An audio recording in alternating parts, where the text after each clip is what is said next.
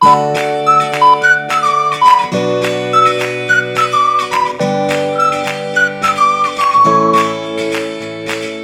Friends, welcome to knowledge world. આજે આપણે જોવાનું છે 28 સપ્ટેમ્બર 2025ના ડેલી કરંટ અફેર્સ, જેમાં આજના દિવસના ખૂબ જ અગત્યના પ્રશ્નો અને સાથે સાથે તેને રિલેટેડ ટોપિક વિશે પણ ચર્ચા કરીશું. તો શરૂઆત કરીએ આજના વિડીયોની.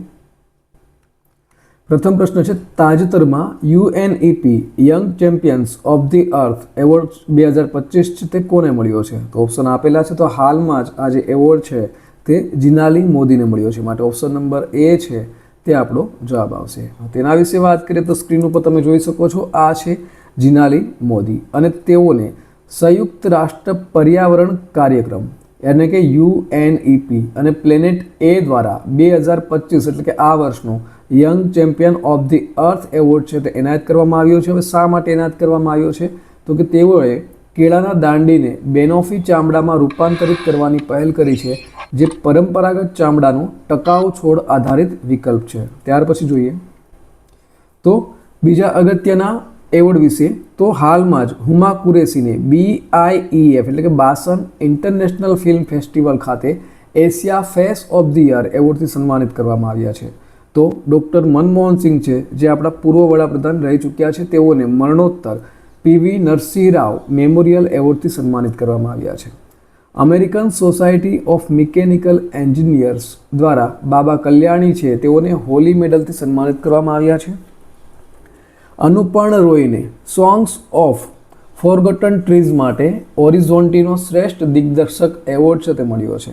હાલમાં યુનુસ અહેમદ છે તેઓને કેમલ ઇન્ટરનેશનલ એવોર્ડ 2025થી સન્માનિત કરવામાં આવ્યા છે. તો આનંદ V પાટીલને બેંગલુરુમાં પ્રતિષ્ઠિત પ્રો VK ગોક એવોર્ડથી સન્માનિત કરવામાં આવશે. ત્યાર પછી જોઈએ, તાજેતરમાં ભારતીય વાયુસેનાના MiG-21 ફાઇટર જેટનો વિદાય સમારંભ ક્યાં યોજાયો હતો? તો ઓપ્શન આપેલા છે. તો આ જે વાયુસેનાનું MiG-21 ફાઇટર જેટનો વિદાય સમારંભ છે જે ચંડીગઢ ખાતે યોજાયો હતો, માટે ઓપ્શન નંબર ડી આવશે. સ્ક્રીન ઉપર જોઈ શકો છો, આ છે MiG-21 અને સંરક્ષણ મંત્રી છે આપણા રાજનાથસિંહ. તેઓના દ્વારા 26 સપ્ટેમ્બર 2025ના રોજ ચંડીગઢમાં ભારતીય વાયુસેના IAF ઇન્ડિયન એરફોર્સના જે MiG-21 ફાઇટર એરક્રાફ્ટ છે તેઓનો નિવૃત્ત સમારોહ છે તે યોજાયો હતો. અને આ જે MiG-21 ફાઇટર જેટ છે તેઓને 1963ના વર્ષમાં સામેલ કરવામાં આવ્યું હતું અને સાથે સાથે તેઓએ 1971ના યુદ્ધમાં મહત્વપૂર્ણ ભૂમિકા છે તે પણ નિભાવી હતી. ત્યાર પછી જોઈએ, તાજેતરમાં પ્રધાનમંત્રી મોદીએ કયા રાજ્યમાં 7.5 મિલિયન મહિલાઓને 10,000 રૂપિયા ટ્રાન્સફર કર્યા છે? તો હાલમાં જ આ જે ટ્રાન્સફર છે તે બિહાર રાજ્યના મહિલાઓને કરવામાં આવ્યા છે, માટે ઓપ્શન નંબર એ આવશે. તેના વિશે વાત કરીએ તો સ્ક્રીન ઉપર જોઈ શકો છો, આ છે વડાપ્રધાન નરેન્દ્રભાઈ મોદી અને તેઓએ બિહારમાં 7.5 મિલિયન મહિલાઓના ખાતામાં 10,000 રૂપિયા છે તે ટ્રાન્સફર કર્યા છે અને તેની કુલ રકમ છે તે 7,500 કરોડ છે. અને આ જે છે તે મુખ્યમંત્રી મહિલા રોજગાર યોજના હેઠળ આ જે રકમ છે તે આપવામાં આવી છે અને આ યોજનાનો હેતુ છે તે મહિલાઓને આર્થિક રીતે સશક્ત બનાવવા અને સ્વરોજગારને પ્રોત્સાહન આપવાનો છે. ત્યાર પછી જોઈએ બિહારના કરંટ પોઈન્ટ વિશે. તો હાલમાં જ બેરોજગાર સ્નાતકો માટે ₹1,000ની માસિક ભથ્થાની જાહેરાત છે તે બિહારમાં કરવામાં આવી છે. વડાપ્રધાન નરેન્દ્રભાઈ મોદીએ બિહારના ગયામાં આંથા સિમરિયા ગંગા પુલનું ઉદ્ઘાટન કર્યું છે. બિહારના નાલંદા જિલ્લાના રાજગીરમાં રોયલ ભૂટાન બૌદ્ધ મંદિરનું ઉદ્ઘાટન કરવામાં આવ્યું છે. બિહાર કેબિનેટે મહિલાઓ માટે રોજગારીનું સર્જન કરવા માટે મહિલા રોજગાર યોજનાને મંજૂરી છે તે પણ આપી છે. જે નાગેશ્વર રાવને બિહાર ક્રિકેટ એસોસિએશનના લોકપાલ તરીકે નિયુક્ત છે તે કરવામાં આવ્યા છે. અને ગૃહપ્રધાન અમિત શાહ છે તેઓને બિહારના સીતામઢીમાં જાનકી મંદિરના પુનઃ વિકાસ માટે શિલાન્યાસ છે તે કર્યો છે. ત્યાર પછી જોઈએ તો પ્રત્યય અમૃતને બિહારના નવા મુખ્ય સચિવ તરીકે નિયુક્ત છે તે કરવામાં આવ્યા છે. હવે ત્યાર પછી જોઈએ, તાજેતરમાં વિદેશ મંત્રી છે ડૉક્ટર S જયશંકર, તેઓએ ફિપિક વિદેશ મંત્રીઓની બેઠકનું આયોજન છે તે કર્યું હતું.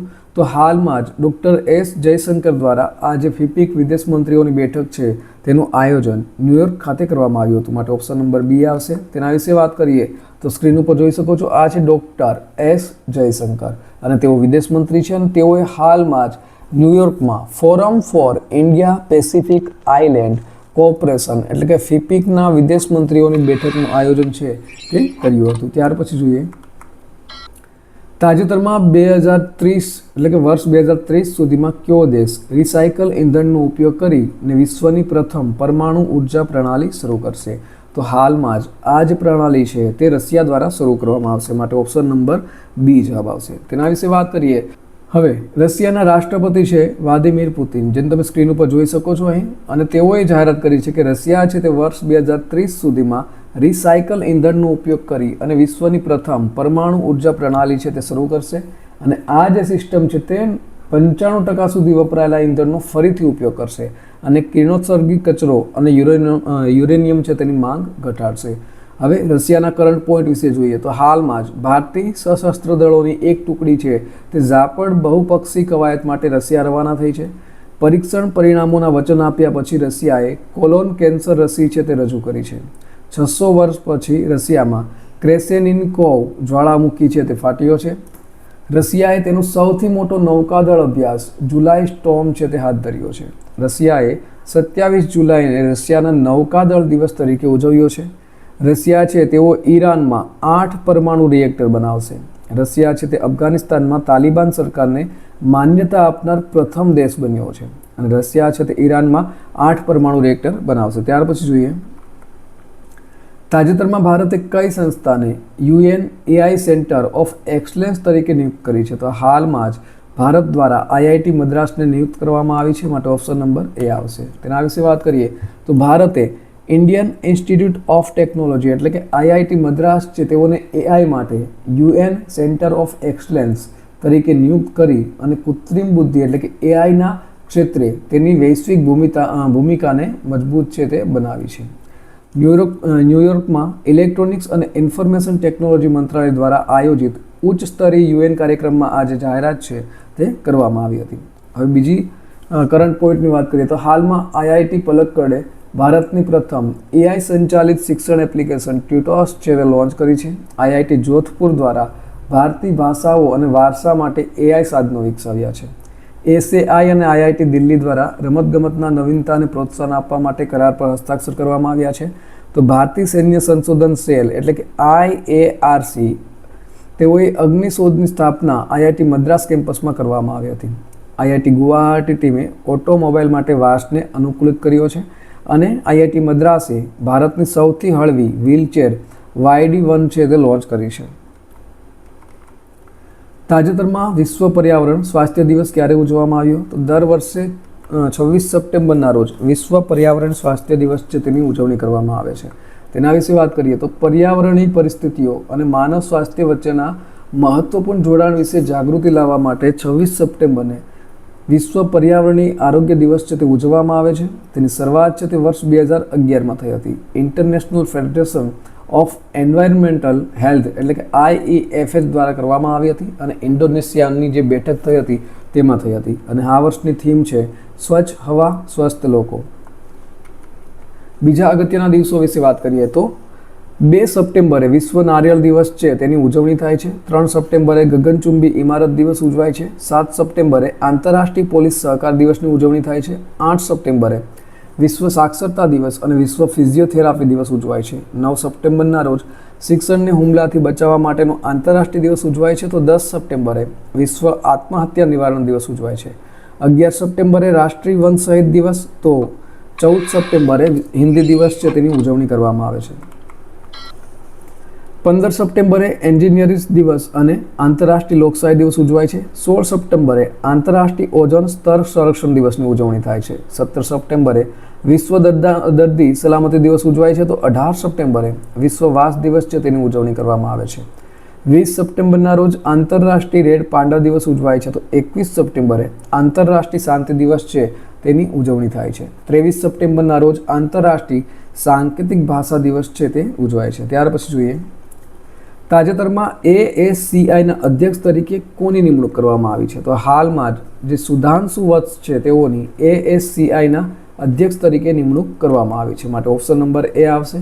તેના વિશે વાત કરીએ તો સ્ક્રીન ઉપર જોઈ શકો છો, આ છે પીડીલાઇટ ઇન્ડસ્ટ્રીઝ લિમિટેડના એમડી સુધાંશુ વંશ અને તેઓને હાલમાં જ advertising standards council of India એટલે કે ASCI જેનું ફૂલ ફોર્મ છે advertising standards council of India તેઓના નવા ચેરમેન તરીકે નિયુક્ત છે તે કરવામાં આવ્યા છે. અને બીજી નિમણૂક વિશે જોઈએ તો હાલમાં જ ગૌરંગલાલ દાસને દક્ષિણ કોરિયામાં ભારતના નવા રાજદૂત તરીકે નિયુક્ત કરવામાં આવ્યા છે. ડૉક્ટર સીમાસામી બાવસન છે તેઓ બીજી વખત UN વુમન એક્ઝિક્યુટિવ ડિરેક્ટર તરીકે નિયુક્ત કરવામાં આવ્યા છે. પ્રદીપ કુમાર પ્રજાપતિ છે તેઓને AIIA ડિરેક્ટર તરીકે કાર્યભાર સંભાળ્યો છે. તો વિશાખા મૂલ્યને આદિત્ય બિરલા કેપિટલના MD અને CEO તરીકે નિયુક્ત કરવામાં આવ્યા છે. FSIBએ રવિરંજનને SBIના MD તરીકે ભલામણ કરી છે. અભિષેક સિંહને નાઇજીરિયામાં ભારતના આગામી હાઈ કમિશનર તરીકે નિયુક્ત કરવામાં આવ્યા છે. તો હીરો મોટો કોર્પે હર્ષવર્ધન ચિત્તાલેને CEO તરીકે નિયુક્ત છે તે કર્યા છે. તાજેતરમાં યાત્રાળુઓ માટે ભારતનું પ્રથમ AI આધારિત કમાન્ડ સેન્ટર ક્યાં સ્થાપિત થશે? તો આ જે કમાન્ડ સેન્ટર છે AI આધારિત તે તિરુમાલા તિરુપતિ મંદિર ખાતે સ્થાપિત થશે માટે ઓપ્શન નંબર B આવશે. તેના વિશે વાત કરીએ તો તિરુમાલા તિરુપતિ દેવસ્થાનમ યાની કે TTD એ ભારતનું પ્રથમ કૃત્રિમ બુદ્ધિ એટલે કે AI આધારિત સંકલિત કમાન્ડ અને નિયંત્રણ કેન્દ્ર ICCC શરૂ કર્યું છે અને તેનું ઉદ્ઘાટન છે તે આંધ્રપ્રદેશના મુખ્યમંત્રી N ચંદ્રબાબુ નાયડુ દ્વારા કરવામાં આવ્યું છે. ત્યાર પછી જોઈએ ગઈકાલે પૂછાયેલા પ્રશ્નોનો જવાબ. તો ગઈકાલે પૂછ્યું હતું કે ભારત સ્કાઉટ્સ અને ગાઈડ્સની 19મી રાષ્ટ્રીય જંબોરીની યજમાની કોણ કરશે? તો ઓપ્શન આપેલા હતા. તો આની જે યજમાની છે તે ઉત્તર પ્રદેશ રાજ્ય દ્વારા કરવામાં આવશે માટે ઓપ્શન નંબર C છે તેનો જવાબ આવશે. ત્યાર પછી જોઈએ આજનો સવાલ. તો આજનો સવાલ છે તાજેતરમાં 49મી પ્રગતિ બેઠકનું અધ્યક્ષપદ કોણે સંભાળ્યું છે? તો ઓપ્શન આપેલા છે. Option number A Piyush Goyal, option number B Narendrabhai Modi, option number C Yogi Adityanath અને option number D doctor S Jaishankar.